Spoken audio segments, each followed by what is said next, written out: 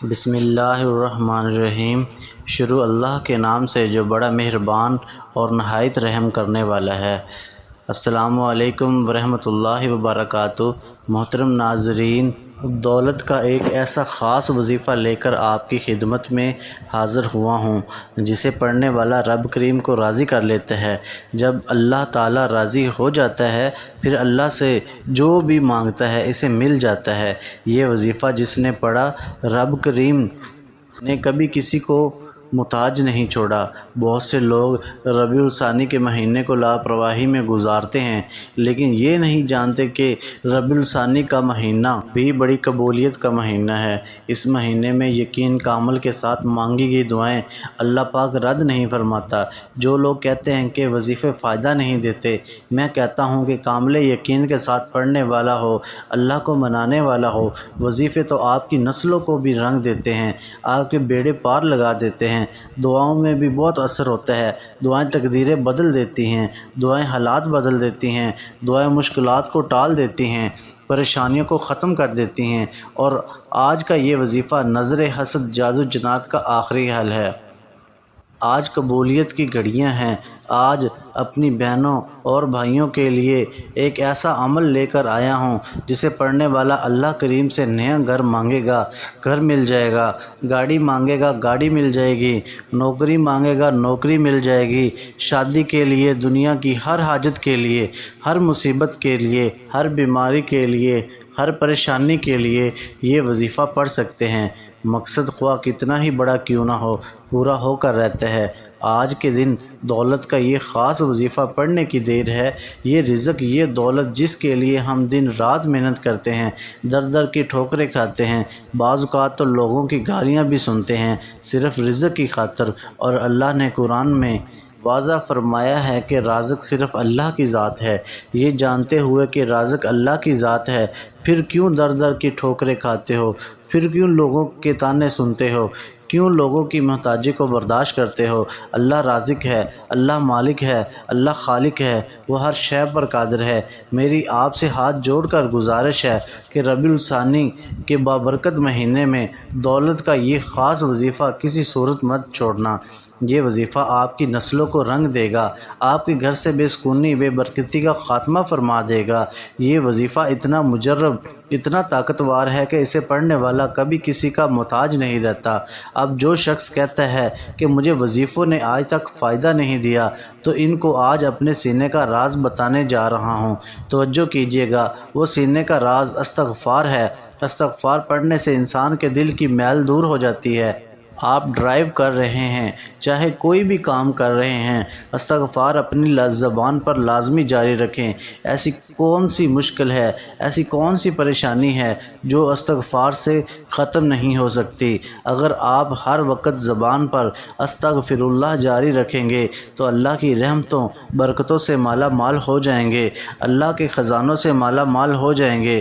اللہ فرماتا ہے، جب بھی کسی انسان پر آزمائش آتی ہے، جب بھی کسی پر مشکل وقت آتا ہے، کوئی بیماری آتی ہے، جب کسی کا کاروبار چلتا نہیں، بند ہو جاتا ہے، کاروبار ٹھپ ہونے لگتا ہے، حالات تنگ ہونے لگتے ہیں، حالات خراب ہونے لگتے ہیں، کام ہاتھوں سے نکلنے لگتا ہے، بنے بنائے کام خراب ہونے لگتے ہیں، تو سمجھ جائیں کہ آپ سے اللہ ناراض ہو چکا ہے، اور اللہ کی ناراضگی آپ کی تباہی کو دنوں میں آسمان سے زمین پر لے آتی ہے۔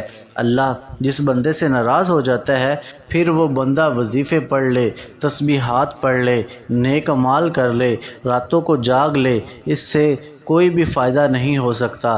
اس لیے آپ نے استغفر اللہ کا ورد اپنی زبان پر جاری رکھنا ہے۔ یہ سینے کے راز آپ کو بتا دیے ہے۔ تو آئیے ناظرین، آج کے اس بابرکت عمل کی طرف چلتے ہیں، لیکن اس سے پہلے اگر آپ اس چینل پر نئے ہیں اور آپ نے ابھی تک اس چینل کو سبسکرائب نہیں کیا تو خدا را اس چینل کو ابھی سبسکرائب کر لیں، کیونکہ ایسے بہت سے وظائف، بہت سے اعمال آپ کے حوالے ڈیلی بیسس پر کرتا رہوں گا۔ ماہ ربیع الثانی بابرکت مہینے میں آپ کو جب جہاں جیسے وقت مل جائے، باوضو مصلی پر بیٹھ کر آپ نے سب سے پہلے ایک بار نبی کریم صلی اللہ علیہ وآلہ وسلم کی ذات اقدس پر درود پاک پڑھنا ہے۔ درود پاک آپ کوئی سا بھی پڑھ سکتے ہیں۔ درود ابراہیمی یاد ہو وہ پڑھ لیں، یا پھر مختصر سا درود صلی اللہ علیہ وآلہ وسلم پڑھ لیں، یا صلی اللہ علیہ محمد پڑھ لیں۔ جو بھی آپ کو درود پاک یاد ہو وہ پڑھ لیں، لیکن درود ابراہیمی کی فضیلت سب سے زیادہ ہے۔ بہتر ہے کہ آپ درود ابراہیمی ہی پڑھیں۔ درود ابراہیمی ایک مرتبہ میرے ساتھ بھی پڑھیے گا تاکہ ثواب ہو۔ اللہم صلی علی محمد کما صلیت علی ابراہیم وعلی آل ابراہیم انک حمید مجید۔ اللہم بارک علی محمد وعلی آل محمد کما بارکت علی ابراہیم وعلی آل ابراہیم انک حمید مجید۔ درود پاک پڑھنے کے بعد آپ نے اپنے خاص مقصد کی نیت کرنی ہے۔ آپ اپنا ذاتی گھر چاہتے ہیں، گھر مانگ لیں، اولاد کے لیے پریشان ہیں، مقروض ہیں، قرض سے نجات کے لیے پڑھ لیں۔ آج اللہ کریم سے مانگتے وقت تھوڑا نہ مانگیے گا، آج اللہ سے وہ مانگیے گا جو آپ کو لگتا ہے کہ کبھی بھی مل نہیں سکتا۔ انشاءاللہ آپ کی ہر ناممکن حاجت ممکن ہو جائے گی۔ اپنے مقصد کی نیت کرتے ساتھ ہی فوری طور پر ایک بار اعوذ باللہ من الشیطان الرجیم بسم اللہ الرحمن الرحیم پڑھ کر وظیفے کا آغاز کرنا ہے۔ اور سب سے پہلے نمبر پر جو وظیفہ آپ نے پڑھنا ہے وہ وظیفہ سبحان اللہ کا وظیفہ ہے۔ یہ اللہ پاک کا ایک ایسا اسم مبارک ہے جس کا مطلب ہے کہ تمام تعریفیں اللہ ہی کے لیے ہیں اور وہی ساری مخلوقات کو پالنے والا ہے۔ جب آپ سبحان اللہ کا ذکر کرتے ہیں، اللہ کی تعریف بیان کرتے ہیں، اس بات کا اقرار کرتے ہیں کہ بے شک تمام تعریفیں اللہ ہی کے لیے ہیں، تو اللہ فرماتا ہے یہ کون میری تعریف بیان کر رہا ہے، یہ کون میرا ذکر کر رہا ہے۔ فرشتے آپ کا نام پیش کرتے ہیں۔ اللہ فرماتا ہے میں اس بندے سے راضی ہوں، جو بندہ مانگتا ہے، جتنا مانگتا ہے عطا کر دو۔ آپ نے سبحان اللہ کو کیسے پڑھنا ہے اور کتنی بار پڑھنا ہے ملاحظہ فرمائیں۔ سبحان اللہ ایک بار ہو گیا، سبحان اللہ دو بار ہو گیا، سبحان اللہ تین بار ہو گیا۔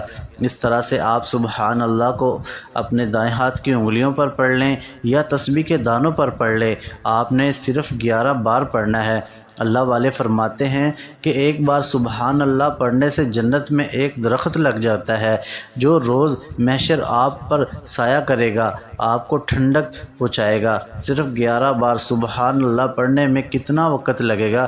میرا نہیں خیال کہ 20 سے 30 سیکنڈ لگیں گے، لیکن 11 بار سبحان اللہ پڑھنے سے اگر آپ کے گھر کے حالات بہتر ہو جائیں، گھر سے تنگ دستیاں ختم ہو جائیں، آخرت میں آپ کے لیے ٹھنڈک کا انتظام ہو جائے، اللہ کی تعریف بیان کرنے سے آپ کی دلی نیک جائز مرادیں پوری ہو جائیں، آپ کی حاجات پوری ہو جائیں، تو اس سے بڑھ کر اور کیا چاہتے ہو؟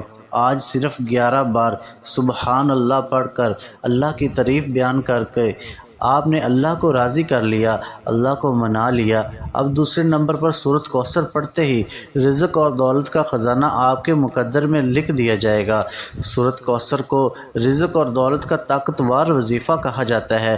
جس گھر میں سورۃ کوثر پڑھی جاتی ہے اس گھر سے غربت کا، تنگ دستی کا خاتمہ ہو جاتا ہے۔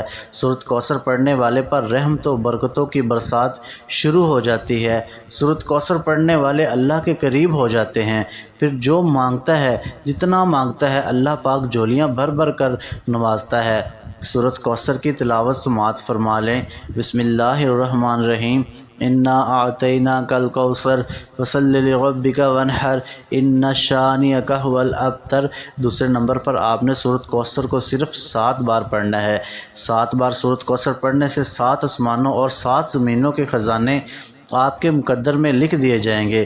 7 آسمانوں اور 7 زمینوں کا رزق آپ کے مقدر میں لکھ دیا جائے گا۔ تقدیر بدل جائے گی، نصیب کھل جائے گا۔ جس چیز میں ہاتھ ڈالو گے وہ سونا ہو جائے گی۔ وہ جو کئی سالوں سے نہ مل سکا آج مل کر رہے گا۔ صرف 7 بار سورۃ کوثر پڑھنے کے بعد آخر میں ایک قرآنی آیت کو پڑھنا ہے۔ وہ قرآنی آیت الحمدللہ رب العالمین ہے۔ اس قرآنی آیت کو ہر کوئی جانتا ہے۔ اس قرآنی آیت کا مطلب ہے کہ اللہ تیرا شکر ہے۔